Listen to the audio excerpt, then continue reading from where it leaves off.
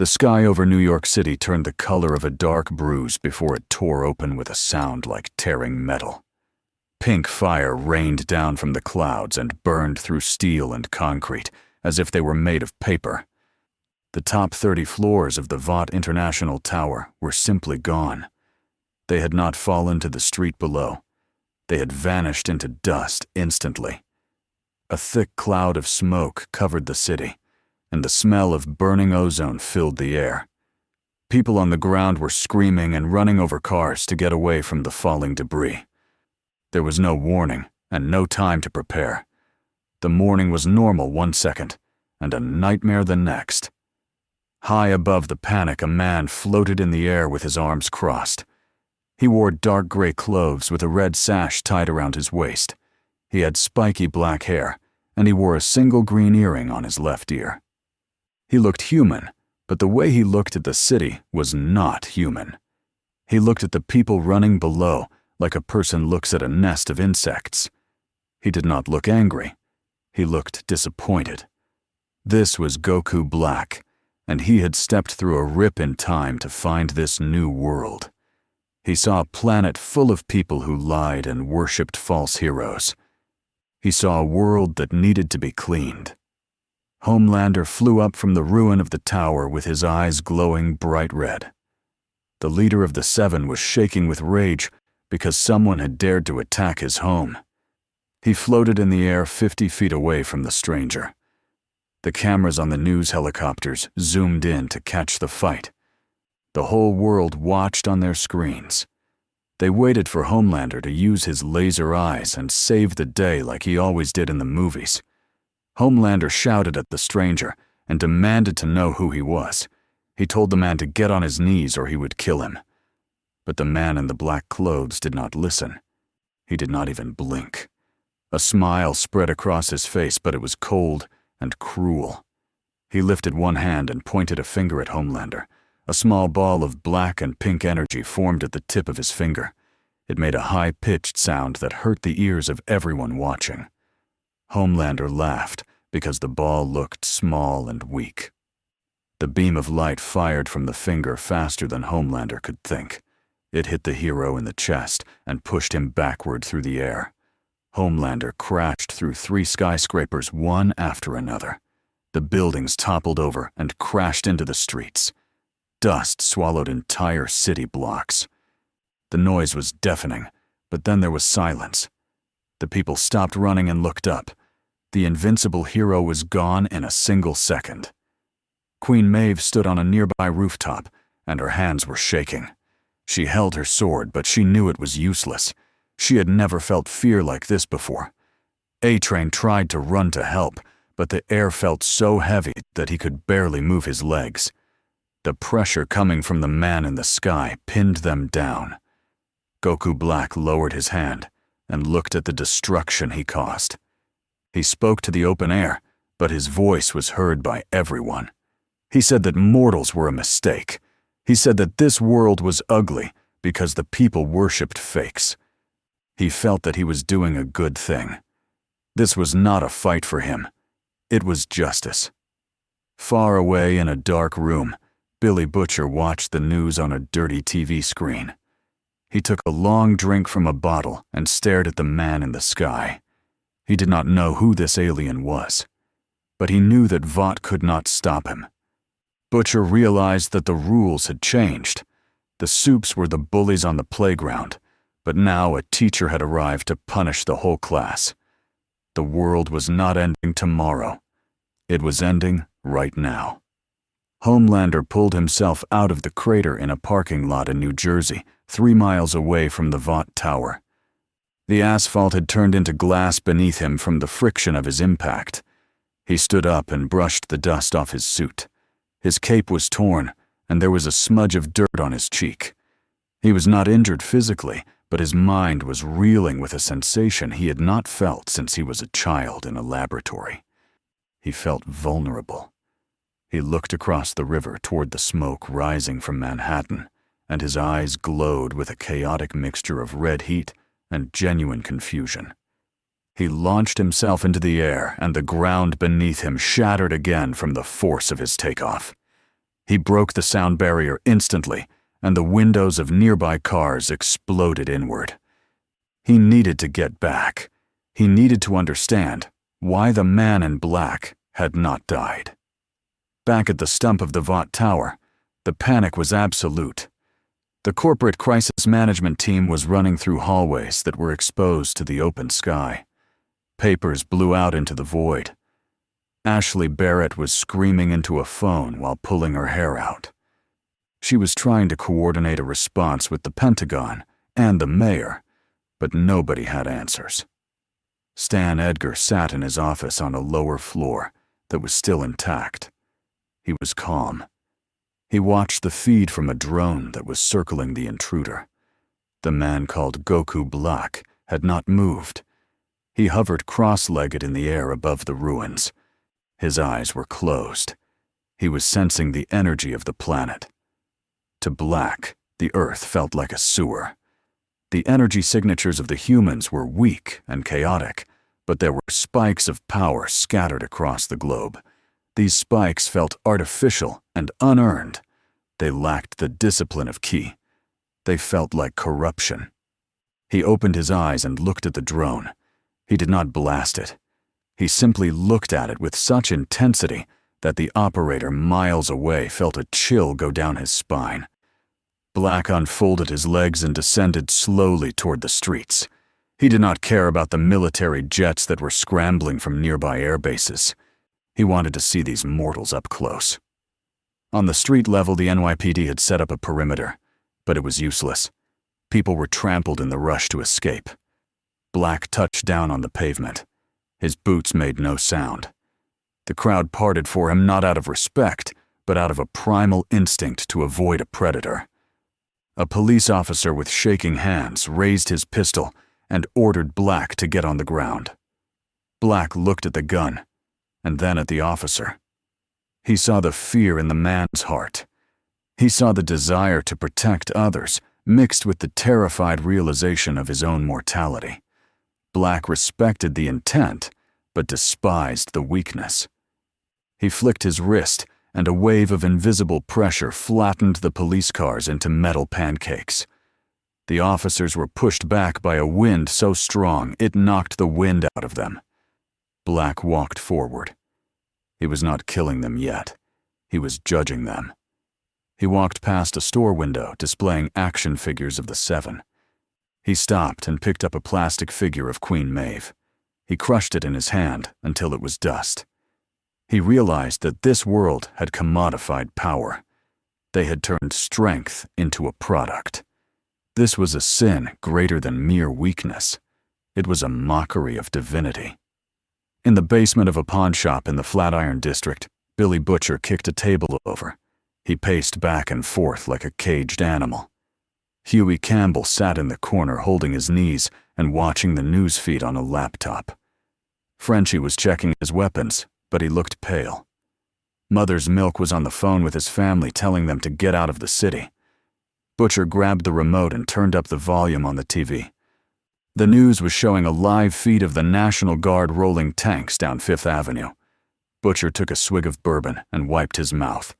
He said that this was it. He said that Vought had finally cooked up something they couldn't control.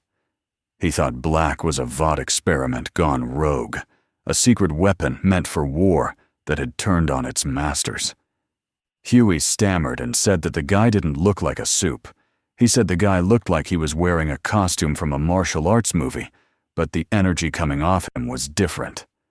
Hughie pointed out that there was no heat vision and no super speed blur. It was just instant movement. Butcher told Hughie to shut up and focus. They needed to know if this guy bled. If he could kill Homelander, then Butcher wanted to buy him a pint. If he wanted to kill everyone, then they were all dead anyway. Butcher decided they needed to get closer. He grabbed his crowbar, not because he thought it would work, but because it made him feel better. He told the boys to gear up. They were going to the kill zone. High above the city, Homelander returned. He did not rush in this time. He stopped 1,000 feet in the air and watched the intruder walking through the streets. The Deep and A train arrived a moment later, hovering on a Vought transport drone. Queen Maeve leaped from a nearby building and landed on a rooftop overlooking the avenue. The seven were assembling. They had never fought a single enemy together like this. Usually they fought crime in staged events, or handled solitary threats that were easily overwhelmed. This felt different. This felt like war. Homelander saw the tanks rolling toward Black. He decided to let the army soften him up. He wanted to see what the stranger could do. The lead tank fired a shell directly at Black. The explosion engulfed the street in fire and smoke. The soldiers cheered for a brief second. But as the smoke cleared, Black was still standing there. He had not raised a shield. He had not moved. His clothes were not even singed. The shell had exploded against his natural aura. He looked at the tank with boredom. He extended his hand, and a blade of violet energy formed around his hand. He slashed the air horizontally. A shockwave of purple light sliced through the tank and the building behind it. The tank fell into two molten halves. The building began to slide off its foundation. The soldiers screamed and opened fire with machine guns. The bullets hit Black and flattened against his skin, falling to the ground like useless pebbles. Black sighed. He spoke to the soldiers, but his voice carried over the noise of the gunfire. He asked them why they fought for a system that did not care about them. He asked them why they protected the false idols in the sky. He pointed up at Homelander. He said that their hero was watching them die and doing nothing. The soldiers stopped shooting. They looked up and saw Homelander floating there with his arms crossed. A ripple of doubt spread through the ranks. Black smiled. It was a cruel lesson, but a necessary one. He charged his Kai and vanished. He reappeared instantly in front of the lead soldier. He placed a hand on the man's forehead.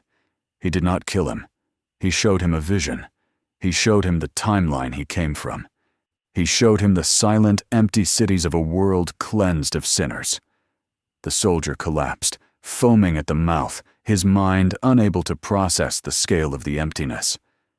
Black turned his gaze upward. It was time to address the false pantheon.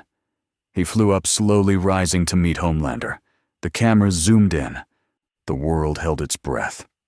Homelander stared at Black. He felt a twitch in his jaw. He hated that this man was flying without wings and without the sound of propulsion. It defied physics. Homelander asked who he was. Black replied that he was Zamasu, the one who would bring order to this chaotic existence. Homelander laughed and said that was a stupid name. He said this was his planet and his city. Homelander's eyes glowed red, and he fired his laser vision at full power. The twin beams of red energy cut through the air hotter than the surface of the sun. They hit Black directly in the face. The beams pushed against Black, but he did not move backward. He held his ground in the air. The smoke from the heat sizzled around him. When Homelander stopped firing, Black was still there. There was a small burn mark on his cheek, but it healed in seconds. Black touched his face and looked at his finger. He admitted that the attack had a sting to it. He admitted that this body was still adapting to the crude energy of this universe. Then he smiled. He said it was his turn. Black disappeared. He moved faster than A-Train had ever moved. He appeared behind A-Train on the drone.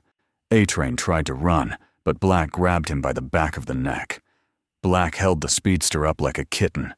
A-Train vibrated, trying to phase out of the grip, but Black's Kai locked him in place. Black looked at the camera on the drone. He spoke to the world. He said that this man called himself a god because he could run fast. He said that speed without purpose was just fleeing. Black threw A-Train down toward the street. He threw him with enough force that A-Train broke the sound barrier on the way down. Queen Maeve jumped from the roof to catch him. She intercepted A-Train mid-air, but the force of the impact drove her into the ground, shattering the pavement and breaking her arm. They lay in a heap in the rubble, alive but broken. Homelander screamed and charged. He flew into Black and tackled him. They crashed through the air, spinning wildly. Homelander punched Black in the face repeatedly. Each punch created a shockwave that shattered windows for 10 blocks. Black took the hits. He let Homelander vent his rage. He wanted to gauge the upper limit of this creature's strength. After a dozen hits, Black caught Homelander's fist. The sound was like a thunderclap. Homelander tried to pull his hand back, but he could not. Black's grip was absolute. Black looked into Homelander's eyes and saw the childish tantrum behind the red glow. Black said that Homelander was strong for a mortal. He said it was a tragedy that such power was wasted on a man with the mind of a spoiled brat. Black kneeled Homelander in the stomach. The air left Homelander's lungs in a bloody spray. The leader of the Seven doubled over. Black chopped him on the back of the neck and sent him plummeting toward Central Park. Homelander hit the park, creating a crater that obliterated the great lawn. Trees were uprooted, and the reservoir cracked, flooding the nearby paths. The boys watched from a van parked on the edge of the conflict zone. Butcher lowered his binoculars. He was silent. Frenchie whispered something in French that sounded like a prayer. MM shook his head and said that they needed to leave. He said that this wasn't a fight they could influence. This was a natural disaster. Butcher disagreed. He saw the look in Black's eyes on the drone feed. He saw a man with a mission. Butcher said that Homelander was a psychopath, but he wanted to be loved. This new guy didn't care about love. He wanted obedience. Butcher realized that Vought would be desperate, and a desperate Vought might be willing to share its secrets. Butcher told Frenchie to drive. They weren't running away. They were going to the one place Vought wouldn't expect. They were going to the CIA safe house to call in a favor. They needed to know where this Zamasu came from. Back in the sky, Black looked down at the unconscious form of Homelander. He could have killed him. He could have driven a keyblade through his heart. But he stopped. He sensed something else. He sensed the corporate structure behind the hero. He realized that killing the idol would only make them martyrs. To truly save this world, he had to destroy the faith the people had in them. He had to dismantle the system that created them. He decided to let Homelander live for now. Let him live in fear. Let him know that he was no longer the apex predator. Black flew higher into the atmosphere. He needed a place to meditate and plan. He needed a sanctuary. He looked at the map of the world in his mind and pinpointed a location that reeked of ancient artificial power. He sensed the Compound V manufacturing plants. He sensed the labs. He decided he would visit them one by one. But first, he needed to send a message that could not be spun by the media. He flew down to the United Nations building. He landed on the podium in the General Assembly Hall, where a session was currently evacuating. He stood before the empty seats and the few brave cameramen who stayed behind. He broadcasted his voice globally, using his KI to hijack the radio waves. He announced the Zero Mortals plan. He told the people of Earth that their time of ignorance was over. He told them that their heroes were false and their governments were corrupt. He gave them a choice: renounce their worship of the Supes and live in servitude to true justice, or cling to their false idols and perish with them. He finished his speech by raising his hand and firing a single blast into the sky. The blast traveled into space and hit a Vought satellite network. The communications grid flickered and died for half the globe. The screens went black. The silence that followed was heavier than the noise of the battle. In the Vought boardroom, Stan Edgar turned off his tablet. The screen was dead. He looked at the other executives who were crying or praying. Edgar adjusted his tie. He realized that stock prices were no longer relevant. He realized that the company was no longer a business. It was now a resistance movement. He looked at Ashley and told her to get the payback team out of cryo sleep. He told her to find Soldier Boy. He told her to open the vault to the darkest weapons they had buried since World War II. If they were going to fight a god, they needed a devil. Edgar knew that Homelander had failed the test. The narrative had shifted. It was no longer about superheroes saving the day. It was about survival. Deep in the sewers beneath the city, Black Noir sat in the dark. He had watched the fight on a portable screen. He was sharpening his knives. The cartoons in his head were silent. They were afraid, too. Black Noir felt a strange connection to the man in the sky. He felt the darkness in him. He knew that his knives would be useless. But he also knew something else. He knew where the man was going next. He could smell the intent. The intruder was going to the source of the compound V's, and Black Noir knew he had to get there first, not to fight, but to watch. As night fell over New York, the fires from the battle illuminated the smoke. The city was under martial law. The hospitals were overflowing. The illusion of safety that Vought had sold for decades was gone. Every person in the world now knew that there was something above the Supes. There was something that looked at Homelander the way a human looks at an ant. In the ruins of the park, Homelander opened his eyes. He coughed up blood. He tried to stand, but his legs were weak. He looked at the moon and screamed. It was a scream of pure, impotent rage. He vowed to kill the man in black. He vowed to burn the world down if that's what it took to get his crown back. But deep down in the pit of his stomach, a cold seed of terror had taken root. He was afraid. For the first time in his life, he was truly afraid. And high above the clouds, Goku Black smiled. The work had begun. The garden was being weeded. The adaptation had started. He would break their bodies, and then he would break their spirits. This world would become beautiful. It was only a matter of time. 2 days after the arrival of Goku Black, the world had not ended, but it had stopped functioning in any recognizable way. The global economy had effectively paused. Stock markets were frozen by emergency order after losing 90% of their value in the first hour of the Zero Mortals Plan announcement. The silence from the Vought satellite network was eventually replaced by emergency military broadcasts, but nobody was listening to the generals. The eyes of the world were fixed on New York City. The borough of Manhattan had become a quarantined zone. The bridges were blocked by Abrams tanks, and the tunnels were collapsed by demolition teams to prevent movement. Inside the zone, the atmosphere had changed physically. The air was heavier. It tasted of metallic ash and ozone.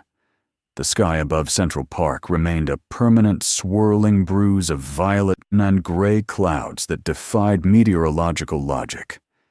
In the center of the park, where the great lawn used to be, Goku Black sat in meditation. He had not just destroyed the landscape, he was rewriting it. The crater caused by Homelander's impact was now a jagged valley. Black had pulled pillars of obsidian stone from deep within the earth, shaping them with his mind into a dark, twisted temple that looked like a jagged claw reaching for the heavens. He called it his sanctuary. He was not resting. He was acclimating. His body was learning how to process the tainted atmosphere of this reality. Every breath he took filtered the corruption of the mortal world and converted it into pure divine energy. He could feel the panic of the millions surrounding him. He could taste their fear like a fine wine. It disgusted him, yet it fueled his conviction. These mortals were weak. They huddled in their concrete hives, waiting for someone to save them. Stan Edgar stood in a cold storage facility 300 feet beneath the Vought Tower. The backup generators hummed with a low vibration that rattled the teeth. The air was frigid and smelled of liquid nitrogen and old copper. Beside him, Homelander paced like a caged tiger.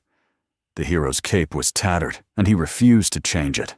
He wanted the stain of his defeat to remain visible. He wanted to remember the humiliation. His eyes were bloodshot. He had not slept.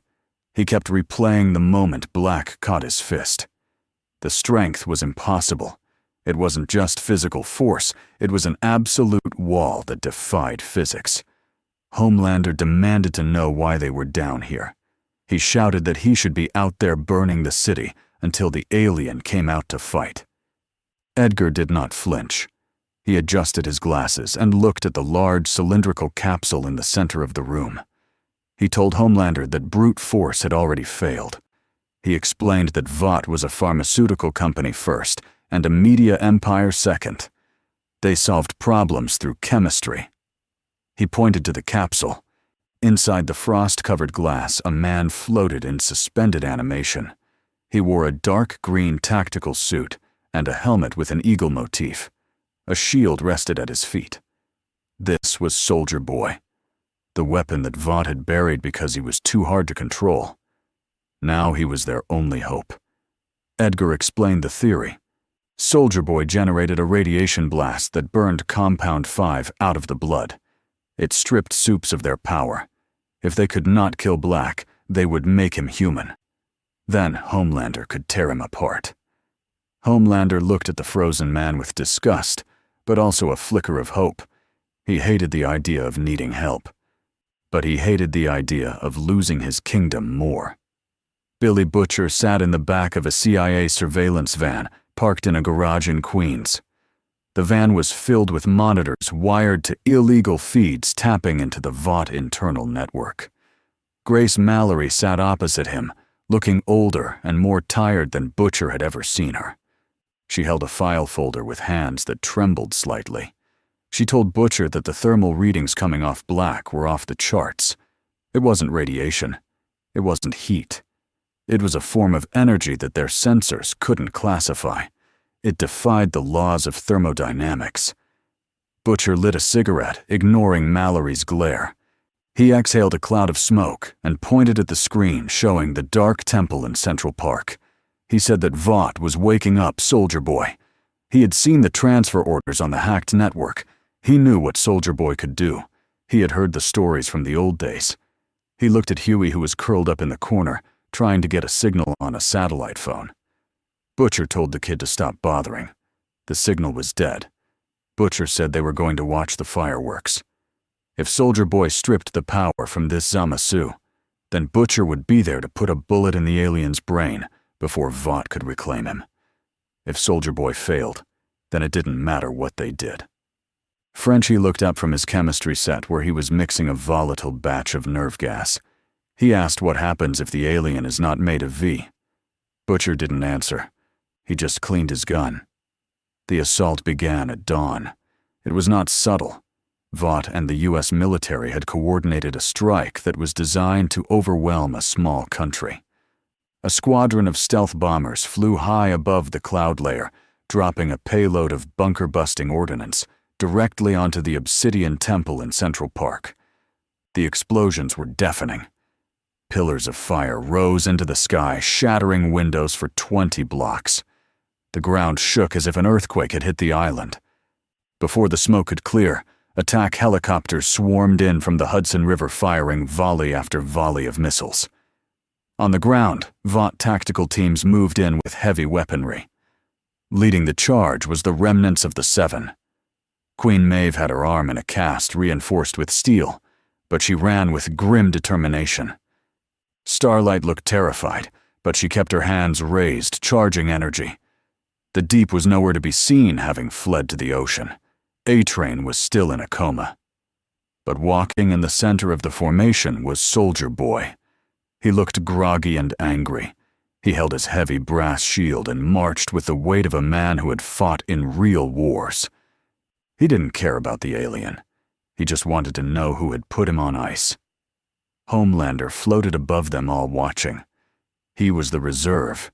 He was the executioner, waiting for the victim to be tied down. The smoke from the bombing run cleared. The temple was untouched. There was not a scratch on the obsidian stone. The missiles had detonated before even touching the structure, hitting an invisible barrier of ki. Sitting on the highest spire of the temple, Goku Black looked down at the army. He was drinking tea. He had manifested a small table and a porcelain cup. He took a sip and savored the flavor. He found the tea of this world to be bitter, but acceptable. He looked at the ants below. He saw the woman with the glowing hands. He saw the man with the shield. He saw the fear radiating off them like steam. He stood up, and the tea set vanished. He floated down slowly. He did not rush. He wanted them to see him coming. He wanted them to fire everything they had.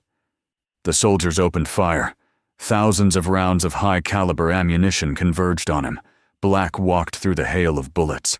They disintegrated upon touching his aura, turning into fine metal dust that glittered in the air. He reached the front line of the tactical teams. He didn't use a beam. He didn't use a blade. He just walked. The pressure of his presence was enough. Soldiers collapsed as their hearts gave out from the sheer terror induced by his spiritual pressure. Their minds broke before their bodies did.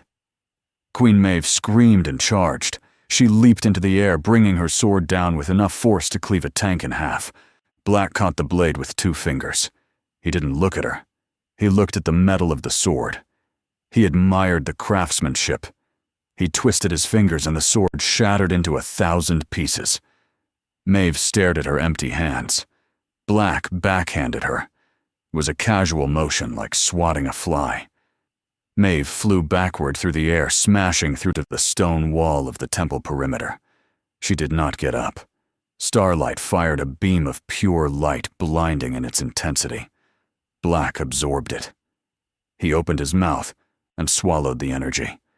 He looked at Starlight and licked his lips. He said her light was hollow. It lacked conviction. He pointed a finger at her and fired a tiny key blast. It hit the ground at her feet. The explosion sent her ragdolling across the park, crashing into a line of trees. The soldiers were routing. The tactical teams were breaking formation. It was a slaughter. Then Soldier Boy stepped forward. He banged his shield with his fist. The sound rang out like a bell. He shouted at the alien, calling him a communist freak. Soldier Boy's chest began to glow. A radioactive red light built up in his torso. The Geiger counters in the van where Butcher was watching started screaming. The energy built higher and higher until Soldier Boy released it. A massive beam of nuclear fire erupted from his chest. It engulfed Goku Black completely. The heat was intense enough to melt the asphalt instantly. The blast wave knocked the helicopters out of the sky. Homelander watched from above, his eyes wide. This was it. This was the moment the god became a man. The beam lasted for 10 seconds. When it faded, the ground was a smoking crater of glass. In the center of the crater, Goku Black stood. His clothes were smoking. His hair was slightly disheveled. He looked down at his chest. There was a small red mark on his skin. It looked like a sunburn. He touched it and winced slightly. The battlefield went silent. Soldier Boy stared. He had never hit anything that didn't die or depower. He stepped back, his confidence shattering. Black looked at Soldier Boy. He analyzed the energy he had just been hit with. He sensed the biological radiation. He sensed the intent to burn away the genetic mutation that gave these creatures power. He laughed. The laugh started low and built into a maniacal cackle that echoed off the skyscrapers. He explained to them the difference between their power and his. He told them that they were mutants playing with biology. Their power was a disease in their blood. His power was the fundamental energy of the universe. It was the life force of existence itself. You could not burn it out. You could not cure it. He was not a soup. He was a deity. The realization hit Vought like a physical blow. Their trump card was useless. The biological mechanics of Compound 5 meant nothing to a being who utilized Ki. Black decided that the lesson was over. He raised his hand high into the air. The sky turned pink. A massive blade of energy formed, extending hundreds of feet into the air. It was the violent, fierce god, Slicer. He looked at Soldier Boy, who was raising his shield in a futile attempt to defend himself. Black brought the blade down. He did not aim for Soldier Boy. He aimed for the city behind him. The blade sliced through the earth. It cut through the bedrock of Manhattan. A fissure opened up, swallowing the tactical teams. The shockwave leveled the buildings facing the park. The Museum of Natural History collapsed into dust. Blocks of residential apartments were sheared in half. The destruction was precise and absolute. Soldier Boy was blown away by the force of the swing. His shield bent, and his ribs shattered. He landed amidst the rubble of the Upper West Side, broken and unconscious. Homelander fled. He did not think about it. He did not strategize.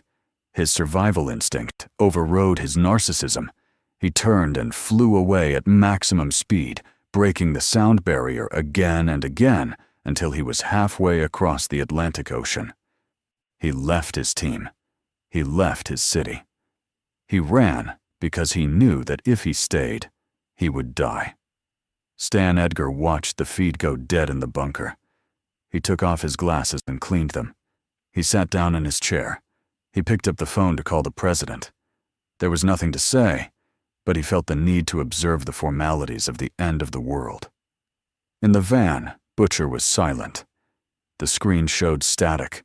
The audio feed was just the sound of wind howling over ruins. Hughie was crying softly. Frenchie was packing his gear with frantic movements. Butcher stared at the blank monitor. He realized that his war against Supes was over. It had been replaced by a war for survival. The rules of the game had been burned away. Soldier Boy was down. Homelander had run. The government was impotent. Butcher stood up. He grabbed his crowbar. He told the boys that they were leaving. They were going to verify the kill. He needed to see Soldier Boy's body. If the weapon was still alive, maybe they could use him for something else. Or maybe Butcher just wanted to see what a broken legend looked like. But deep down, Butcher knew the truth. They needed something else. They needed something that wasn't from this world either. He started thinking about the stories of the Supes. He started thinking about the comics. He realized that to kill a god, you didn't need a soldier. You needed a devil. And if there were no devils left, Butcher would have to become one himself. Back in the ruins of the park, Goku Black lowered his hand. The dust settled on his shoulders. He looked at the devastation he had caused. It was a good start. He felt the population of the city drop by thousands in a single second. The reduction of mortals was efficient, but he felt a twinge of annoyance. The one called Homelander had fled. The cowardice of these false idols was limitless. Black turned his attention to the fallen form of Soldier Boy in the distance. He sensed a faint life force, stronger than the others, primitive but resilient. Black decided to spare him. Let the broken weapon serve as a testament to the futility of resistance. Black floated back up to his obsidian spire. He sat down and resumed his meditation. He expanded his senses, covering the entire Western Hemisphere. He could feel the pockets of resistance. He could feel the military bases preparing nuclear launches. He smiled. Let them try. Every attack would just be another opportunity to demonstrate his perfection. The catastrophe was not just the destruction of the city blocks. It was the destruction of the idea of safety. The illusion that humanity had protectors was gone. The hierarchy had been reset. At the top was Zamasu. Below him was dust. As night fell over the smoking ruins of New York, the looting began. Not for TVs or money, but for food and water. Society was unspooling. The police were gone. The heroes were dead or missing. In the darkness of the alleys, new cults were already forming. People whispered the name of Goku Black, not in anger, but in reverence. If he was going to kill everyone, perhaps he would spare the ones who prayed. The madness was spreading faster than the fire. And high above it all, Black listened to the prayers and found them wanting. He would have to work harder to cleanse this filth. He would have to accelerate the plan. He closed his eyes and began to gather energy for the next step. The human cost was irrelevant. The beauty of the cosmos demanded it. In a hidden airfield in Nevada, a plane landed. Homelander stumbled out. He was shaking. He fell to his knees on the tarmac. He vomited bile. He looked at his hands. They were trembling. He had never run from a fight. He had never felt small. The sensation was eating him alive. He punched the ground, cracking the concrete. He screamed until his throat was raw. He needed more power. He needed to be stronger. He thought about the V. He thought about the secret labs. If Soldier Boy couldn't burn the power out, maybe Homelander could take more in. Maybe he could overdose. Maybe he could mutate. He didn't care if it turned him into a monster. He was already a monster. He just needed to be the strongest monster. He stood up and wiped his mouth. His eyes glowed red, but the light was unstable, flickering like a dying bulb. He walked toward the hangar. He had work to do, and if the world was going to burn, he would make sure he was the one holding the match. The world broken, and the pieces scattering into the dark. Butcher and the team arrived at the edge of the blast zone hours later. They wore hazmat suits, not for radiation, but for the dust. They found Soldier Boy buried under a slab of concrete. He was breathing shallowly. His suit was fused to his skin. Butcher looked down at the man who was supposed to be the savior. He spat on the ground. He told MM to load him up. They were taking him, not to use him as a weapon, but to dissect him. Butcher wanted to know why he survived. He wanted to know what made him tick. And he wanted to know if there was any way to replicate the durability without the stupidity. As they dragged the heavy body into the van, Butcher looked up at the floating temple in the distance. He saw the silhouette of black against the moon. Butcher made a silent promise. He wasn't going to save the world. He was going to punish it. And this alien was next on the list. The van drove away into the night, leaving the city to its new god. The escalation had begun, and there was no turning back. The slide toward extinction had turned into a freefall. The only question now was who would hit the bottom first.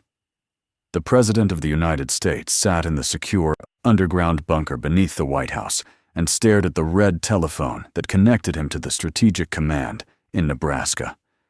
The room was cold and smelled of stale coffee and fear. His generals stood around the table in silence. They had watched the footage from New York. They had seen the invincible Soldier Boy broken like a toy and the unstoppable Homelander flee in terror. The conventional military was useless. The National Guard had been dissolved into red mist. The logic of warfare had been replaced by the logic of theology, and the president knew he was praying to a god who was not listening. The chairman of the Joint Chiefs of Staff leaned forward and spoke in a voice that was barely a whisper. He said that there was only one option left. It was the option they had sworn never to use on American soil. It was the nuclear option. They proposed a tactical yield warhead delivered by a hypersonic cruise missile. It would vaporize Midtown Manhattan. It would kill 2 million people instantly and sentence millions more to slow death by radiation.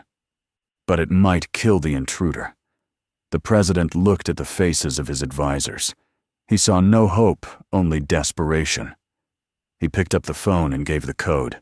He felt a part of his soul die as he spoke the words. He was burning his own village to save the kingdom, but he knew deep down that the kingdom was already gone.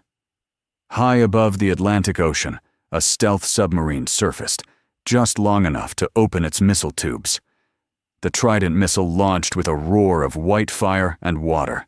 It climbed into the stratosphere at Mach 20. It arced over the eastern seaboard and began its descent toward the jagged obsidian spire that now dominated Central Park. The world held its breath. The news networks had ceased broadcasting regular programming and were just showing the countdown. In the streets of New Jersey, people climbed onto their roofs to watch the end of the world. They held their children and closed their eyes. Goku Black sat in his temple and felt the approach of the weapon. He felt the crude splitting of atoms. He felt the intent to destroy. He did not open his eyes. He found it pathetic. These mortals thought that the fire they stole from the stars could hurt the one who created the stars. He waited until the missile was a mile above the city. He waited until the heat of re-entry was turning the nose cone into a glowing streak of plasma. Then he stood up. He raised one hand toward the sky. He did not fire a blast. He simply exerted his will.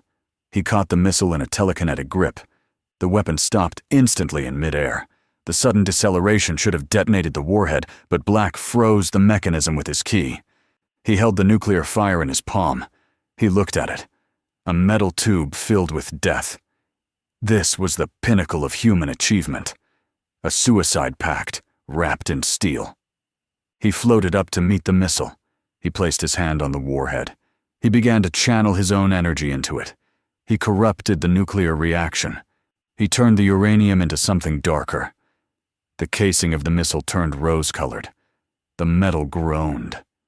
Black spun the missile around and aimed it not at the city, but at the atmosphere. He fired it back up. The missile accelerated faster than it had arrived. It pierced the exosphere and detonated in low Earth orbit. The explosion was not orange. It was a blinding violet flash that covered the entire northern hemisphere. The shockwave stripped away the satellite grid completely. The electromagnetic pulse hit the continent like a hammer. The lights went out. All of them.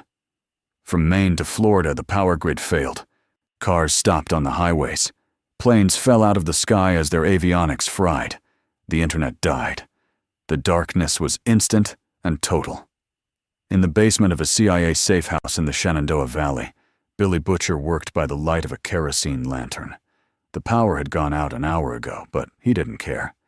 He was focused on the body on the table. Soldier Boy was strapped down with titanium cuffs. He was conscious, but barely. His chest was a ruin of bruising and burns. Frenchie was monitoring a battery-powered oscilloscope connected to probes in Soldier Boy's neck. Butcher held a scalpel. He wasn't trying to heal the Supe. He was trying to harvest him. Butcher knew that whatever energy Soldier Boy fired was the only thing that had even scratched the surface of the Supes. It hadn't hurt Black, but it was a start. Butcher needed to know if he could extract the radiation and weaponize it. Or better yet, if he could inject it. Hughie sat in the corner winding a hand-crank radio. All he could hear was static, and the occasional frantic voice of a ham radio operator screaming about angels in the sky. Hughie asked Butcher what the point was. He said that even the nukes didn't work. He said that Black caught the missile like a baseball. Hughie was shaking. He said they should just run. Go to Argentina. Go to the moon. Anywhere but here. Butcher slammed the scalpel into the wooden table. He turned to Hughie with eyes that burned with a cold madness. He said there was nowhere to run. He said that this alien wasn't going to stop with New York. He was going to wipe the board clean. Butcher said that the only way to kill a monster was to become a bigger monster. He pointed at the vials of blue liquid sitting in a cooler. Compound V. The permanent stuff.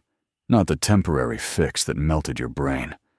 Butcher had raided a stash before they left the city. Frenchie looked up from the monitor. He said that Soldier Boy's blood was reacting to the background radiation from the atmospheric blast. He said the V in his system was mutating. It was becoming unstable. Butcher smiled. He said that was exactly what he wanted. He didn't want stable. Stable was weak.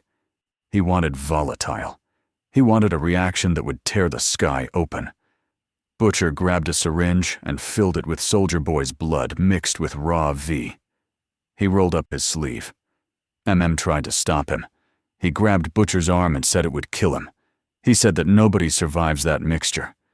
Butcher looked at and said that he was already dead. He had been dead since Becca died. This was just the funeral procession. Butcher jammed the needle into his vein and pushed the plunger. The reaction was immediate. Butcher convulsed. Foam gathered at the corners of his mouth. His veins turned black and bulged against his skin. He fell to the floor, thrashing. He screamed a sound that didn't sound human. It sounded like a wolf caught in a trap. His eyes rolled back, and laser beams shot out of them, burning a hole through the ceiling. The heat in the room spiked. Frenchie and backed away, terrified. Butcher stopped moving. He lay on the cold concrete smoke rising from his skin. Then he sat up. He looked at his hands. They were glowing with a faint radioactive light. He smiled and his teeth looked sharper. He said he felt absolutely diabolical. He stood up, and the air around him shimmered. He had survived. He had adapted. He was no longer just a man. He was a cancer's, designed to kill a god. In the Nevada desert, the darkness was absolute. The EMP had killed the lights at the airfield, but inside the secret underground lab, the emergency shielding held. Homelander stood in the center of the Vought Reserve vault. Shelves upon shelves of blue vials stretched up to the ceiling. This was the strategic reserve. Enough Compound 5 to create an army. Homelander was naked. His skin was pale and covered in sweat. He had already injected 20 doses. A normal human would have exploded after 1. A Supe would have had a heart attack after 2. Homelander was pushing the limits of his biology. He felt his mind fracturing. He heard voices. He heard the voice of Stillwell telling him he was a good boy. He heard the voice of Black calling him a false idol. He hated them all. He grabbed a canister meant for industrial production. It contained a gallon of the blue fluid. He didn't inject it. He smashed the top off and drank it. The liquid tasted like battery acid and copper. It burned his throat. It burned his stomach. He fell to his knees gagging. His body began to reject it. His skin rippled as his muscles expanded and contracted uncontrollably. His bones creaked and snapped as they grew denser. His eyes burned with such intensity that the reinforced concrete floor beneath him began to melt. He was dying. He knew he was dying, but he refused to let go. He focused on his hate. He focused on the image of Black looking down on him. He forced his body to accept the poison. He forced his cells to evolve. A shockwave of energy exploded from Homelander. It blew the blast doors of the vault off their hinges. It vaporized the scientists in the control room. The facility collapsed on top of him. Millions of tons of rock and steel buried him. Silence fell over the desert. Then a hand punched through the rubble. It was not the hand of the Homelander the world knew. The skin was tougher, covered in a faint, translucent carapace of energy. The fingers ended in claws. Homelander pulled himself out of the earth. He stood up and looked at the moon. He had changed. He was larger. His muscles were grotesque, knotted cords of power. His eyes no longer glowed red. They glowed white. He floated into the air, and the ground beneath him turned to dust simply from his proximity. He did not fly. He teleported. He vanished in a boom of displaced air. He was coming back. Back in New York, Goku Black descended from the sky. He landed in Times Square. The screens were dark. The crowds were gone. But there were people there. Thousands of them. They came out of the subway tunnels and the basements. They were dirty and hungry and terrified. They knelt before him. They had seen him stop the nuke. They had seen him defy the government. They decided that he was the only authority left. A cult had formed in the darkness. They called themselves the Witnesses of Zero. They wore strips of red cloth tied around their waists, mimicking his sash. They offered him food. They offered him their loyalty. Black looked at them with a mixture of pity and disgust. He walked through the crowd. They parted for him, touching the ground where he walked. A man stepped forward. He was wearing a tattered priest's collar. He begged Black to save them. He said they renounced the Supes. He said they renounced the sins of humanity. He asked for salvation. Black stopped. He placed a hand on the priest's head. He asked if the man was truly willing to give up his humanity to serve justice. The priest wept and said yes. Black smiled. He said that was good.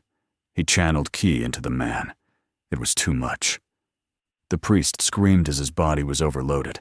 He did not explode. He was consumed. He burned away into ash, leaving only a shadow on the pavement. The crowd gasped. Black told them that salvation was not for the body. It was for the spirit. To be saved, they had to be cleansed of their mortal shell. He raised his hand, and a scythe of energy appeared. He told them that he would grant them their wish. He began to harvest them. It was not a battle, it was a massacre, but he did not kill them all. He sensed something nearby, a presence that was slimy and pathetic. He stopped his blade. He looked toward a storm drain. The deep was cowering there, wet and smelling of sewage. He had been watching. Black walked over to the grate. He ripped it off with a thought. The deep looked up, trembling. He tried to speak, to talk his way out of it like he always did. He tried to say he was on Black's side. Black stared at him. He saw the gills. He saw the mutation. He saw the utter lack of spine. Black reached down and grabbed the deep by the gills. He lifted him into the air. The deep screamed in pain. Black examined him like a specimen. He said that this creature was the perfect example of this world's failure. A man who wanted to be a fish, but was neither. Black didn't kill him. He dropped him. He told the deep that he had a job for him. He told him to go to the oceans. He told him to tell the creatures of the deep that the age of man was over.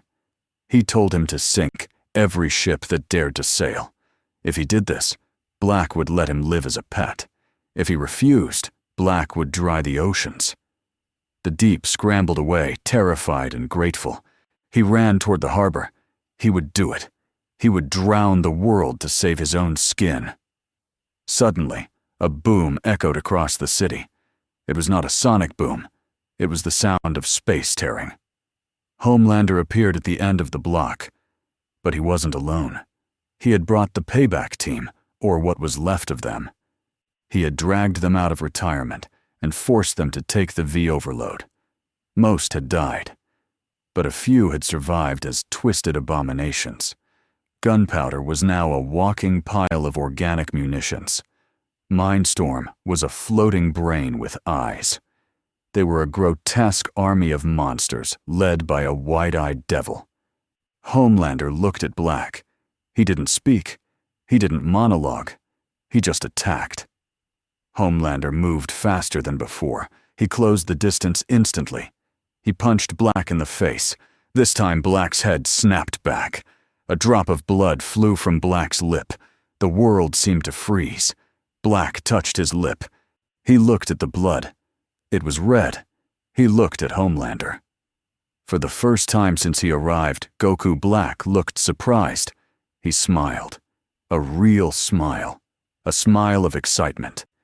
He said that finally a mortal had touched the divine. He said that this was the adaptation he had been waiting for. The pain made him feel alive. Black flared his aura. The rose form erupted. The pink fire consumed the street, melting the buildings on either side. He flew at Homelander. They collided in the air above Broadway. The impact shattered the remaining windows for 10 miles. The shockwave leveled the Flatiron building. They fought with a brutality that defied description. Homelander was fighting like a rabid dog, biting and clawing. Black was fighting like a master martial artist, his movements precise and devastating. But Homelander was tanking the hits. The extra density he had gained from the overdose was holding. He was absorbing the punishment. Below them, the abominations of payback attacked the cultists. It was chaos. Then a van came screeching around the corner, drifting through the rubble. The side door slid open. Butcher stood there. He was glowing green and blue. He held a crowbar that was pulsing with radioactive energy. He didn't look at the cultists. He didn't look at payback. He looked at the sky. He yelled at the boys to get the gear. Frenchie and MM unloaded a cannon that looked like it was made of spare parts and stolen tech. It was the anti-soup weapon modified to fire a concentrated beam of Soldier Boy's radiation. Butcher leaped from the van. He jumped 50 feet into the air, landing on a rooftop. He felt the power surging through him. It was intoxicating. He felt like he could punch a hole in the moon. He watched the gods fighting above. He waited for his moment. He knew that Homelander would lose eventually. The V was burning him out. Black was infinite.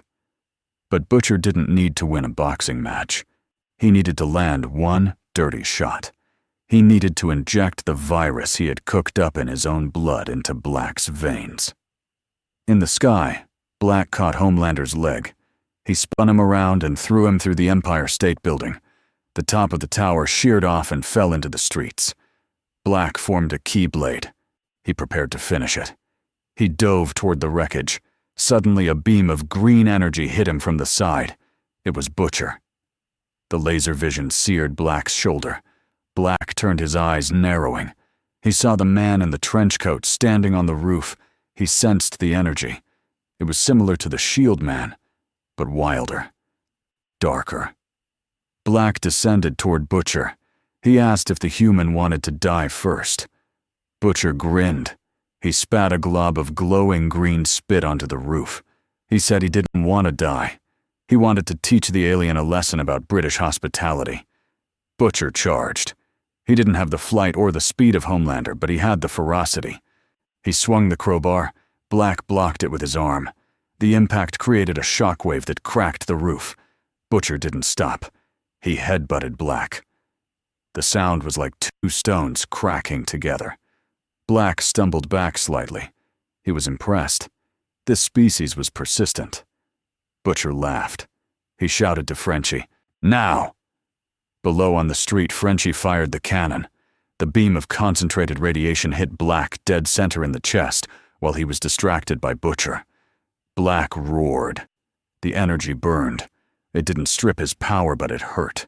It felt like acid on his skin. He flared his Kai, pushing Butcher away and deflecting the beam. He flew up high into the air, clutching his chest. He looked down at the insects. They were learning. They were biting back. Black decided that the game was over. He had tested them. He had tasted their best efforts. Now it was time to close the book. He raised both hands. He began to gather energy not for a blade or a beam, but for a tear. He was going to rip the fabric of the dimension. He was going to summon the clones. He was going to bring the timeline crashing down. The sky began to crack. Purple lightning struck the city continuously. The clouds swirled into a vortex. Homelander climbed out of the rubble of the Empire State Building. He was bleeding silver blood. He looked at Butcher on the roof. They locked eyes. For a moment, the hatred between them was suspended. They both looked up at the sky. They realized that they were two devils fighting in hell, and the devil himself had just decided to turn up the heat. The escalation was complete. The war for New York was over. The war for reality had begun. And somewhere in the chaos, Hughie Campbell held a detonator to a vest of plastic explosives he was wearing. He was crying, but he was walking toward the center of the battle. He had a plan. A stupid, suicidal plan. But it was the only one they had left. The sky breaking open and the ground preparing to swallow them all. The sky above Manhattan did not simply break, it dissolved. The purple rift that Goku Black had torn open was not a portal in the traditional sense. It was a wound in the logic of the universe. Through the jagged fissure, a mist began to pour out that smelled of old incense and rotting meat. Inside, the tear shapes moved. They were shadows of the same man, repeated infinitely. The paradox of the time ring was bleeding into a reality that had no defense against temporal manipulation. The gravitational pull of the rift began to lift cars and debris into the air. The physics of the city were inverting. Rain began to fall upward. The sound was a low, droning chant that seemed to come from inside the walls of the buildings. It was the sound of a timeline overriding itself. Goku Black hovered in the center of this hurricane, his rose aura flaring violently. He was no longer just fighting a battle, he was conducting a ritual. He intended to flood this world with his own divine essence until every molecule was replaced by his will. On the shattered streets below, the alliance of the damned was faltering. Homelander and Billy Butcher were throwing themselves at the deity with a ferocity that would have leveled a continent, but they were hitting a wall of absolute conviction. Homelander teleported in flashes of displaced air, his white eyes burning with a cold, unstable fusion. He struck Black from behind, driving a fist into the god's kidney. The impact sounded like a bomb going off. Black didn't even turn. He extended a hand backward and caught Homelander by the face. Black's grip crushed the hardened carapace of Homelander's mutated skin. Black threw the Supe downward into the subway tunnels with a contemptuous flick of his wrist. Butcher was next. He roared and swung the crowbar, which was now glowing white-hot from the conduction of his own radioactive blood. He aimed for Black's neck. Black caught the crowbar. The metal melted instantly in his hand, dripping onto Butcher's coat. Butcher didn't stop. He headbutted Black again and again, burning the god's face with the sheer toxicity of his proximity. Black grimaced. The radiation was annoying. It was an itch under his skin.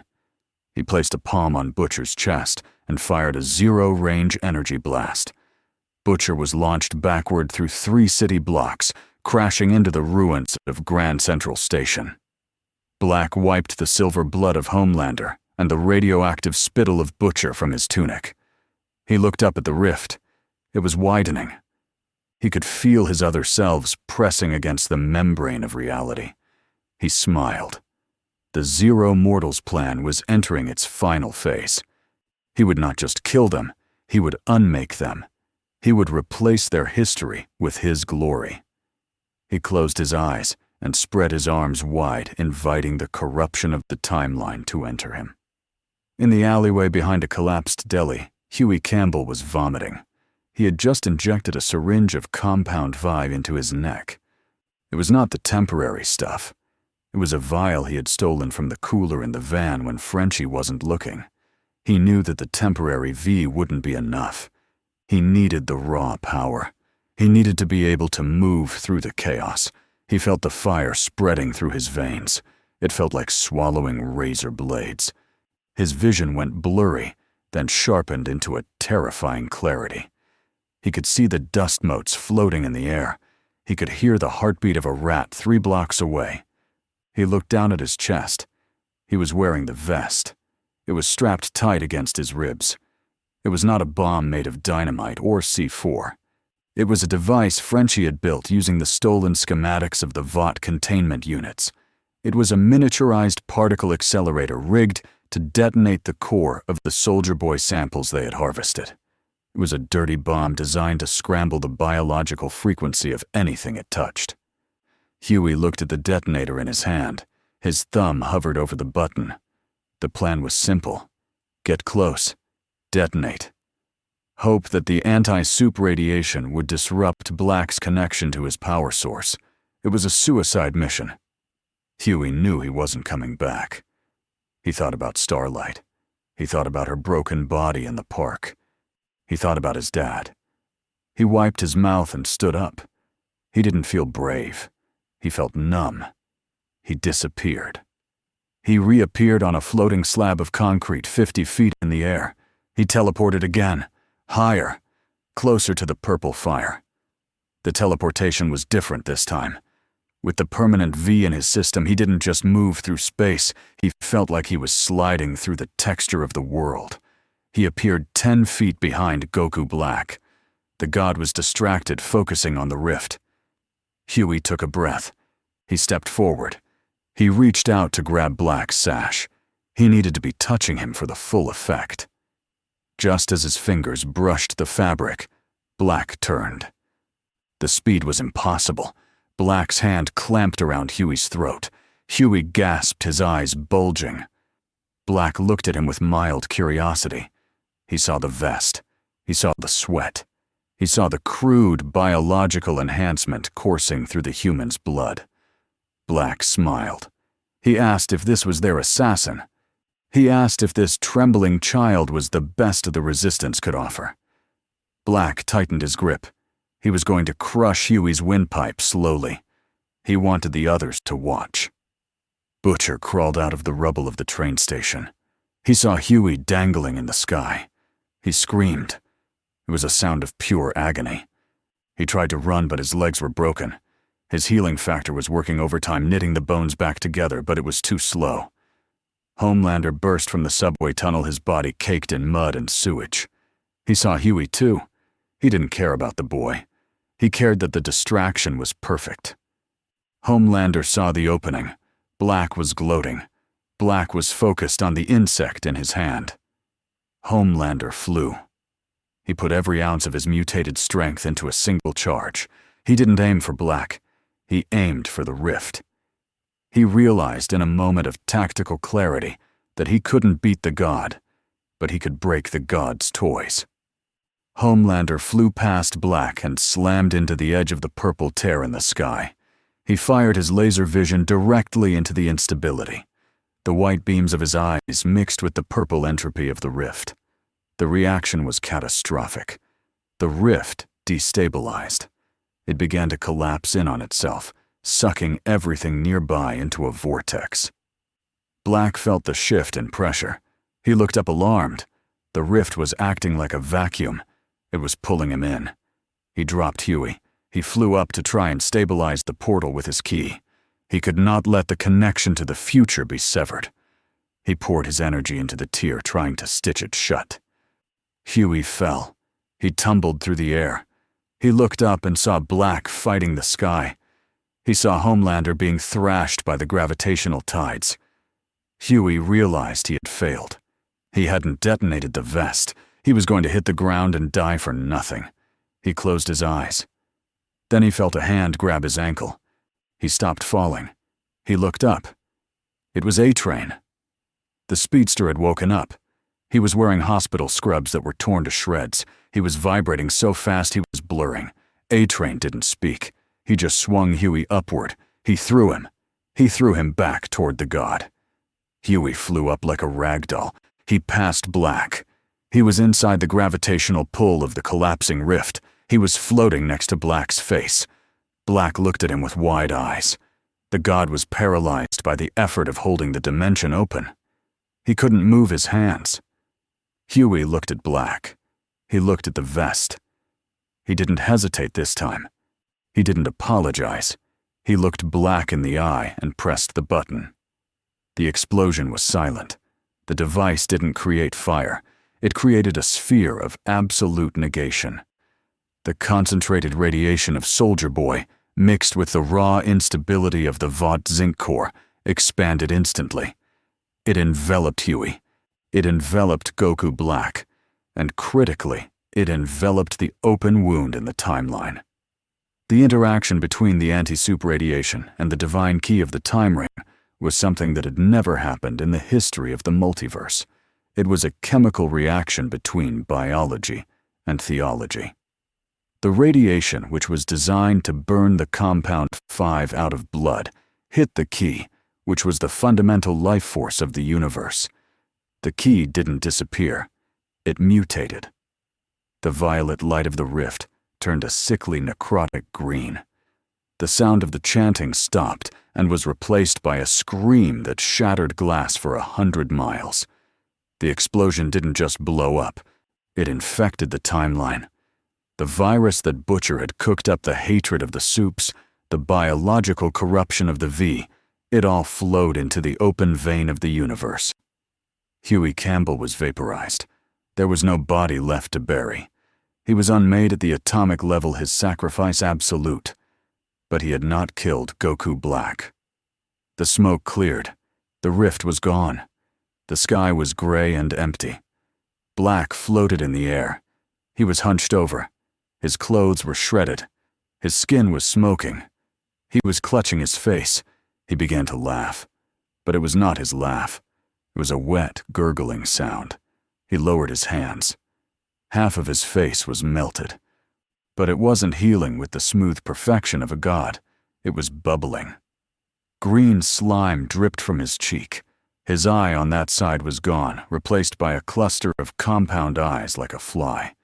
His arm, the one that wore the time ring, was fusing with the ring itself. The gold band had expanded, burrowing into his flesh, sending tendrils of corrupted metal up his shoulder. Black looked at his hand. He tried to form a keyblade. The energy that came out was not pink. It was a swirling mix of brown and green. It sputtered and died. He looked down at the city. He tried to speak, but his voice was a chorus of discordant tones. He was no longer Zamasu. He was Patient Zero. The radiation hadn't stripped his power, it had cancerized it. His cells, which were holding the immense power of a god, were now replicating the chaotic mutation of the compound Vive. He was becoming a tumor on reality. Below him, Butcher watched. He stood up on his broken legs. He saw the monster in the sky. He spat blood. He started to clap. A slow, sarcastic clap. He laughed until he coughed up part of his lung. He shouted up at the thing. He told it that it looked much better. He said it finally looked like what it was on the inside. A piece of filth. The thing that was Goku Black screamed. It was a wave of psionic force that flattened the remaining skyscrapers in Midtown. The shockwave traveled around the globe. In Paris, the glass of the Louvre shattered. In Tokyo, the power grid exploded. The scream carried a psychic payload. Every human being on Earth felt a sudden wave of nausea and despair. The god had gone mad. And then the sky began to change. The gray clouds boiled. They began to take shape. Faces formed in the mist, giant screaming faces of Zamasu. But they were wrong. They were melting. Their eyes were bleeding oil. The infinite Zamasu that was supposed to replace the universe had been triggered, but it was infected. The sky was becoming a canvas of living, rotting flesh. The atmosphere began to turn toxic. A green rain started to fall. Where it touched concrete, the stone hissed and dissolved. Where it touched people, they didn't just die. They began to change. In the streets of New York, the survivors of the cult, the people who had breathed in the dust of the battle, fell to their knees. Their bones snapped. Their skin turned gray. They stood up again, their eyes glowing with the same sick green light as the rift. They were mindless. They were husks, driven by the overflow of Black's corrupted Kai.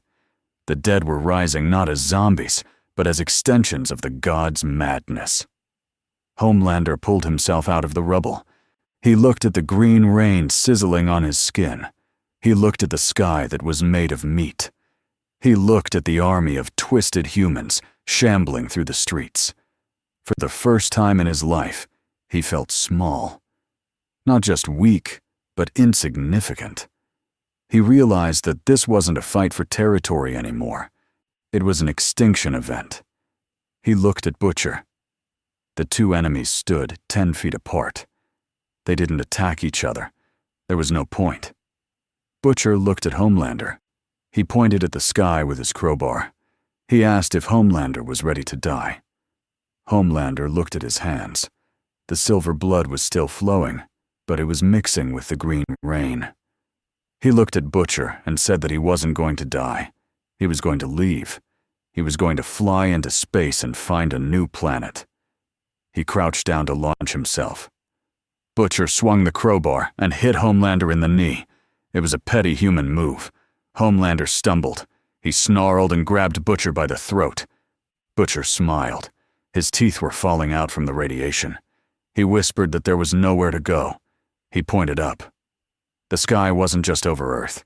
The corruption was spreading into the vacuum. The stars were winking out one by one, replaced by the green rot. The infection was cosmic. Homelander let go of Butcher. He looked up and saw the truth. The moon was turning green. The escape route was closed. They were trapped in a dying cage with a rabid animal. High above them, the corrupted Black began to descend. He didn't fly with grace anymore. He twitched and jerked. His energy was leaking out of him in uncontrolled bursts. He landed in the street, crushing a tank under his feet. He looked at the two men. His compound eyes buzzed. He spoke. The voice was garbled but understandable. He said that this world was stubborn. He said that if they refused to be saved, they would be absorbed. He raised his mutated arm. The ground beneath them turned to liquid. The city itself began to attack them. The asphalt rose up like tentacles. The buildings bent down like grasping fingers. The matter of the world was obeying the sickness of the god. Butcher turned to Frenchie's van, which was half buried in debris. He shouted for the boys. Frenchie and MM crawled out. They were coughing. MM held a picture of his daughter. Frenchie held a rosary. Butcher told them to get the heavy stuff. He meant the nuke. The tactical nuke they had stolen from the Russians, but hadn't used. It was in the back of the van. Homelander heard this. He looked at the van. He looked at Black. He realized the plan. Butcher intended to detonate a nuke at ground level. It would kill them all. It would turn New York into a crater. But it might vaporize the monster before the infection swallowed the planet. Homelander laughed. It was a broken, hysterical sound. He walked over to the van. He ripped the back doors off. He grabbed the warhead. It was heavy, a metal cylinder painted with warning signs. He put it on his shoulder. He looked at Butcher. He said that he was the hero. He said that if anyone was going to blow up his city, it was him. Butcher didn't argue. He just nodded. He lit a cigarette with a trembling hand. The flame was green. Black roared and charged. The tentacles of asphalt lashed out. Homelander didn't wait. He didn't fly up. He ran. He ran straight at the monster carrying the nuke like a football. He was going to shove it down the god's throat. Butcher watched him go. He turned to Frenchie and MM. He told them it was been a pleasure. He told them to close their eyes. But as Homelander closed the distance, something happened. The sky screamed again. A beam of light shot down from the heavens. It wasn't green. It wasn't pink. It was blue. Pure, clean blue. It hit the ground between Homelander and Black. The impact knocked them both back. The nuke rolled away. Smoke cleared. Standing in the crater was a man. He wore a blue jai with an orange undershirt. He had spiky black hair. He looked confused. He looked at the green sky. He looked at the melting city. He looked at the monster that used to be Zamasu. Goku had arrived, but he was not the Goku from the Super timeline. He was a Goku who had been pulled through the fracture caused by Hughie's explosion. He was a Goku who had felt the disturbance in the Kie of the multiverse. He looked at Black. He scratched his head. He asked what happened to his face. The arrival was not a salvation. It was a complication. The physics of the world groaned under the weight of two Saiyans. The presence of the pure Goku reacted with the corrupted atmosphere violently. Lightning began to strike continuously. The ground began to crack open, revealing magma beneath. The world couldn't handle the power density. The corrupted Black saw Goku. The recognition cut through the madness. The hatred flared. The green energy turned a deep blood red. Black screamed the name, Son Goku, and the sound shattered the eardrums of everyone within 5 miles. The mutation accelerated. Black's body expanded. He grew larger, tearing out of his clothes. He became a giant, a behemoth of muscle and rot. He was losing his humanoid form entirely. He was becoming a beast. Goku dropped into a fighting stance. He looked serious. He sensed the evil. He sensed the suffering of the planet. He didn't know who Homelander was or who Butcher was. He just knew that there was a monster to fight. But he also felt the poison in the air. He coughed. The radiation was affecting him too. This wasn't his universe. His immunity wasn't absolute here. Butcher watched this from the sidelines. He threw his cigarette away. He looked at the nuke lying in the street. He looked at the 3 gods preparing to destroy his world. He realized that the nuke was no longer the finale. It was just a firecracker. The scale had shifted again. They weren't fighting for a city anymore. They were fighting for the right to exist in a reality that was rapidly dissolving. He looked at MMM. He told him to get the van working. They weren't running away. They were driving into the rift. If the door was open, maybe they could push these freaks back through it. It was a desperate, impossible idea, but it was all they had. Butcher grabbed the crowbar. He felt the tumors growing in his own body. He felt the V killing him. He didn't care. He had one good fight left in him. And he was going to make sure that when the world ended, he was standing on top of the pile. The agonizing sound of a reality tearing itself apart. The small choice to use a dirty bomb had resulted in the infection of the divine. The ladder had been kicked away. There was no up or down anymore. There was only the rot and the fight. The stage was set for the final convergence, where the only victory possible would be one that left nothing behind. The arrival of the Saiyan called Goku did not bring hope. It brought weight. The air pressure in Manhattan dropped so drastically that the windows of the remaining buildings in Brooklyn blew outwards. The ground beneath the three titans groaned and cracked the asphalt, turning into a slurry of molten tar and pulverized concrete. The sky above was no longer a sky. It was a ceiling of living, undulating flesh that laughed with a billion voices. The green rain hissed against Goku's energy aura, creating a steam that smelled of ozone and sickness. Goku stood in a crater, his orange GI flapping in the gale force winds, generated by the sheer existence of the mutated Zamasu. Goku looked confused. He touched his chest, feeling the heaviness in his lungs. The air of this world was poison. The radiation from Hughie's suicide bomb was not just affecting the Supes, it was attacking the cellular structure of any being that utilized biological energy enhancement. Goku felt his ki struggling to flow like water moving through a rusted pipe. Opposite him, the creature that used to be Goku Black towered over the ruins. It had shed its humanoid disguise almost entirely. It was a mass of purple and green muscle, a giant asymmetrical beast, with the time ring fused into the center of its chest like a burning eye. It roared, and the sound was a physical impact that knocked Frenchie and Mother's Milk to the ground, where they were hiding behind the wreckage of the van.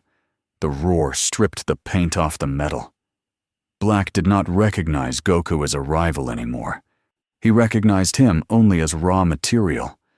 The corruption of the timeline demanded fuel, and Goku was the brightest fire in the universe.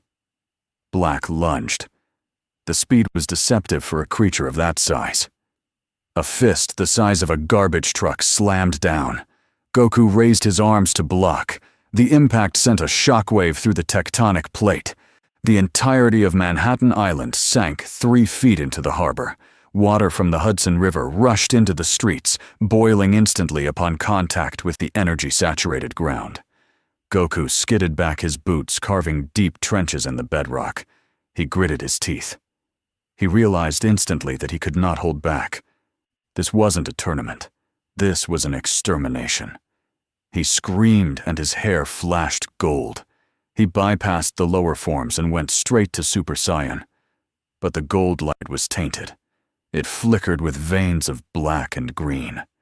The atmospheric toxicity was bleeding into his transformation. Homelander stood alone in the middle of the chaos. He held the tactical nuclear warhead on his shoulder like a log. He watched the Golden Warrior stop the giant's fist. He watched the shockwave ripple past him, blowing his cape away into the storm. For the first time in his life, Homelander was invisible.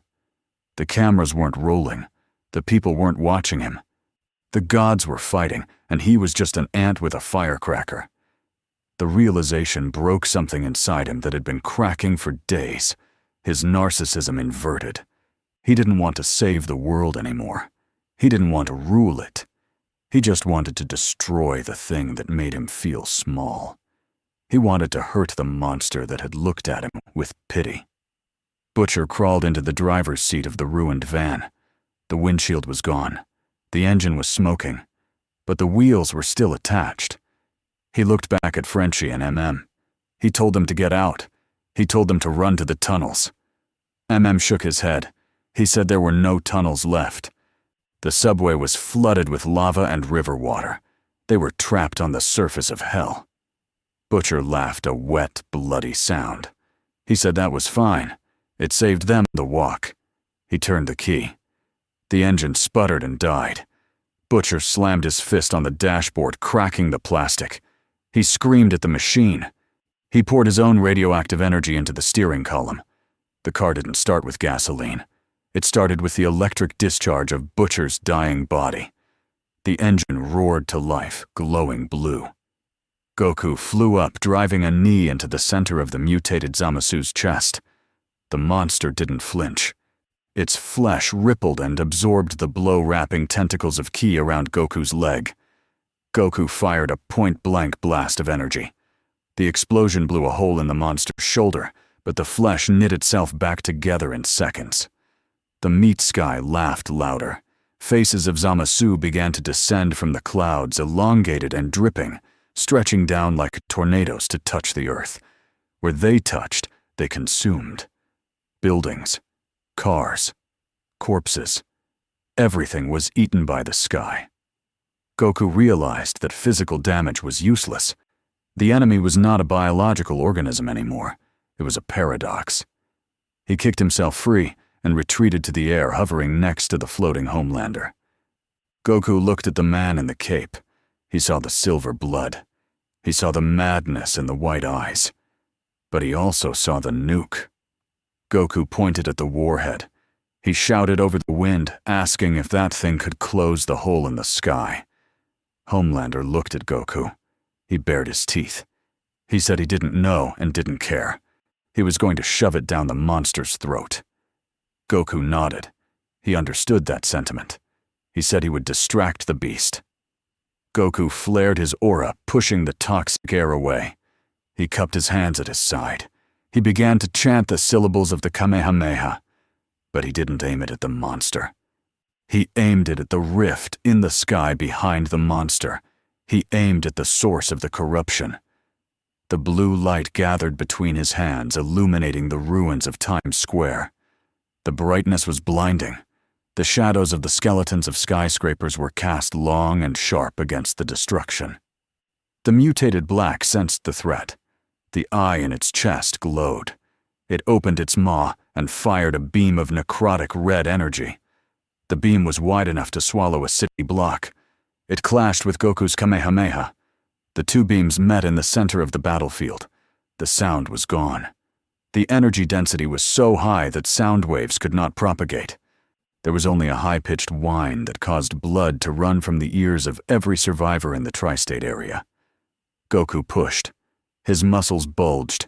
His veins turned black as the strain accelerated the infection in his body. He was losing the beam struggle. The red energy was pushing the blue back. The infinite Zamasu was feeding the monster infinite power. Goku's boots slid backward in the air. He looked desperate. He needed a second. He needed an opening. Down on the street, Butcher saw the stalemate. He saw the golden alien losing. He shifted the van into gear. He looked at Frenchie. He said one word, "Go." Frenchie didn't argue. He grabbed MM and they rolled out of the sliding door, tumbling onto the broken pavement. Butcher stomped on the gas. The van peeled out tires, spinning on the slick surface. Butcher drove straight toward the point where the beams met. He wasn't aiming for the monster. He was aiming for the energy clash. He wanted to disrupt the frequency. The van hit a piece of debris and launched into the air. It flew like a majestic piece of garbage. As it passed through the outer edge of the red beam, the metal disintegrated. But Butcher leaped out. He was glowing blue, his body fully consumed by the Temp V and Soldier Boy radiation cocktail. He was a human warhead. He tackled the monster's leg. He sank his teeth into the purple flesh. He released all the energy he had left. It wasn't enough to kill the monster, but it was enough to shock it. The beam flickered. That was the microsecond Homelander needed. He didn't fly fast. He teleported. He appeared directly above the monster's head. He held the nuke with both hands. He screamed a wordless cry of pure hate. He drove the warhead down, driving it into the softness of the monster's neck, where the flesh was bubbling. He pushed it deep, burying it in the meat. Homelander didn't let go. He grabbed the fins of the missile and the flesh of the god. He looked up at Goku. He yelled at the Saiyan to do it. Goku saw the opening. He saw the nuke embedded in the target. He saw the man holding it there, willing to die. Goku apologized silently. He cut the sustain on the Kamehameha. He teleported instantly, appearing directly in front of Homelander and the monster. Goku placed one hand on the nuke and one hand on Homelander's shoulder. He wasn't going to just detonate it. He was going to amplify it. He poured his remaining ki into the nuclear core. He fused the spiritual energy of a Super Saiyan with the destructive physics of a hydrogen bomb. The casing of the nuke turned translucent. The core began to shine with a light that did not belong in this dimension. The mutated Black realized too late what was happening. The eye in its chest widened. It tried to claw at its neck. It tried to rip the parasite out. But Homelander held on. His hands were burning away, his skin melting from the proximity to the reaction. But he held on. He looked into the many eyes of the monster and laughed. He told the god that he was the Homelander, and he could do whatever he wanted. Goku shouted, "Now!" The explosion did not expand outward. It imploded. The interaction between the Kai, the anti-soup radiation, and the nuclear fission created a singularity. A sphere of absolute blackness formed around the three figures. It ate the monster. It ate the nuke. It ate Homelander. It ate Goku. The sphere hovered for a second in silence. Then it collapsed. The release of energy was directional. It shot upward. A pillar of white fire punched a hole through the meat sky. It burned through the clouds. It burned through the atmosphere. It burned through the fabric of the dimension. The infinite Zamasu screamed as it was cauterized. The faces in the sky dissolved into ash. The green rain stopped instantly. The rift that Hughie had died to disrupt was finally forced shut by the sheer violence of the blast. The shockwave hit the ground a moment later. It flattened everything within 20 miles that was not already flat. The waters of the Atlantic were pushed back, creating a tsunami that would hit Europe in 6 hours. The island of Manhattan was scrubbed clean. There were no buildings left. There were no ruins. There was only glass. A flat, smooth sheet of obsidian glass, stretching from the Battery to Inwood. Silence returned to the world. It was a heavy, thick silence. The wind howled over the glass plains. The sky was blue, a pale, bruised blue, but it was empty. No faces, no gods. Frenchie and lay in the mud on the New Jersey side of the river. They were alive.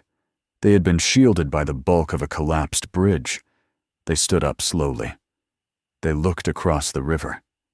There was nothing there, just smoke and glass. Butcher was there too. He had been blown back by the initial discharge of his own attack before the nuke went off. He lay on the edge of the riverbank. His skin was gray. His hair had fallen out. The tumors were visible beneath his skin lumps the size of softballs. He was breathing, but it sounded like a rattle. He tried to stand, but fell. He crawled to the water's edge. He dipped his hand in the water and splashed his face. He looked at the empty spot where the city used to be. He looked for a sign of Homelander. He looked for a sign of the alien. There was nothing. Then a movement caught his eye. In the center of the glass plane, something was moving. Butcher squinted. He pulled a pair of cracked binoculars from his pocket. He focused. It was Goku. The Saiyan was alive, but he was not standing. He was on his hands and knees. His guy was gone, burned away to the waist. His hair was black again. He was coughing up blood. He looked at his hands. They were trembling. He had survived the blast because he was the one controlling it, but the cost had been immense. He had burned through his life force. He had used the Godbind to hold the explosion together to prevent it from cracking the planet in half. Goku looked around. He sensed for energy. He felt nothing. The monster was gone, vaporized completely, every cell destroyed. He sensed for the man in the cape. He felt a faint flicker, a dying ember. Goku crawled across the glass. It was hot enough to burn skin, but he didn't care. He found Homelander 50 yards away. The Supe was a torso and one arm. The rest of him was gone. His face was a ruin of melted plastic and bone. But his eye, the one that remained, was open. He was looking at the sky. He was looking at the clean, empty sky. Goku sat down next to him. He didn't say anything. There was nothing to say. Homelander's lips moved. No sound came out. He tried again. A whisper. He asked if he did it. He asked if he won. Goku looked at the man. He saw the monster he had been. He saw the fear and the ego. But he also saw the act. Goku nodded. He said yes. He said he won. Homelander smiled. It was a grotesque expression, but it was genuine. The light in his eye faded. The red glow flickered once and went out. The Homelander died not as a hero, and not as a villain, but as a weapon that had finally served its purpose. Goku sat there for a long time. He felt the dimension trying to reject him. The rift was closed, but his presence here was a violation of natural law. He was fading. His body was becoming transparent. He realized he was being pulled back to his own timeline, or perhaps simply erasing. He looked across the river. He saw the 3 small figures on the bank. Butcher. Frenchie. Goku raised his hand. He gave a thumbs up. It was a weak, shaky gesture. Then he dissolved into light. Particles of gold dust drifted on the wind and vanished. Butcher watched him go. He lowered the binoculars. He sat back in the mud. He reached into his coat pocket and found a pack of cigarettes. They were crushed and wet. He took one out anyway. He put it in his mouth. He patted his pockets for a lighter. He didn't have one. He looked at Frenchie, who was walking towards him. Frenchie was crying. Was staring at the sky, praying. Butcher looked at the unlit cigarette. He looked at his hand. He tried to summon a spark of the laser vision. He tried to summon the heat. Nothing happened. The V was gone. Burned out. He was just a man again. A dying man. He spat the cigarette out. He looked at the destruction. The world was broken. The economy was gone. The governments were toppled. The Supes were dead or depowered by the radiation that still lingered in the atmosphere. The age of heroes was over. The age of gods was over. Now it was just the age of the mess. Butcher started to laugh. It hurt his chest. He laughed until he was wheezing. He looked at the boys. He said that it was a good result. He said they had scorched the earth. Frenchie knelt beside him. He asked Butcher what they do now. Butcher looked at the horizon where the sun was setting through the haze of dust and smoke. The sunset was a brilliant, violent red. Butcher said they do what they always do. They clean up the rubbish. He tried to stand up. His legs shook, but they held. He leaned on Frenchie. He looked at the glass plane of New York. He knew that Vought would try to spin this. He knew that somewhere in a bunker, Stan Edgar was already writing a press release. He knew that new monsters would rise from the ashes. But for today, the big monster was dead. The camera pulled back from the riverbank. It rose higher and higher. It showed the scar on the earth where the city had been. It showed the waves crashing against the shores of a changed world. It showed the darkness falling not as a curtain, but as a blanket. The silence held. It was the silence of a battlefield after the last shot has been fired. The war was over. Nobody had won. But the story continued in the dark. In the deepest trench of the Atlantic Ocean. The Deep sat in a cave. He was shivering. He had felt the scream of the god. He had felt the death of the oceans as the temperature spiked. He was alone. He hugged his knees. He realized he was the last of the 7. The joke of the team was the only survivor. He began to weep. His tears mixed with the salt water. Back in the bunker beneath the White House, the president stared at the static on the screen. The generals were shouting orders that nobody could hear. The president took off his pin of the American flag. He placed it on the table. He realized that flags didn't matter anymore. The map had been redrawn by fire. He walked out of the room, leaving the men to shout at ghosts. The narrative of the world had snapped. The continuity of history was broken. People came out of their basements. They looked at the sky. They didn't see Superman. They didn't see Homelander. They saw the stars. Cold and distant and indifferent. And for the first time in decades, they felt truly safe because they knew that there was nobody up there looking down on them. The gods were dead. Long live the men. Butcher limped towards the road. He didn't look back. He had a job to do. He had to find a lighter. And he had to find a drink. The end of the world was thirsty work. The file known as the Manhattan Event remains the most heavily redacted document in the archives of the Central Intelligence Agency. History remembers the date not as a victory, but as the day the silence began. The island of Manhattan is no longer inhabited. It remains a quarantined exclusion zone, a vast, flat sheet of obsidian glass that reflects the sky with perfect, terrifying clarity. Scientists studying the site have named the phenomenon the God Glass.